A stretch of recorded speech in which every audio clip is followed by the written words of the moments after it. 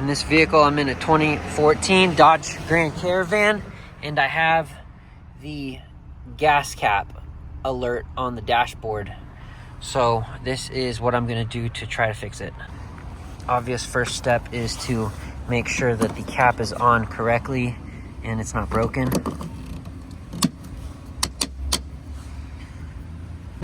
And if that doesn't work, your next step is to get some WD-40 or some cleaner.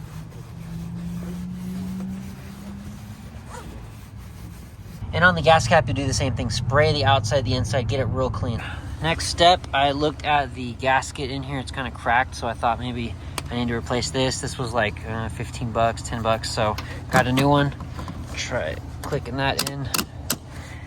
Needed one that was connecting to here anyway, so I'll go ahead and pop that on and turn the car off and give it some time. Okay, got that mounted. Clicked tight and nice and shut.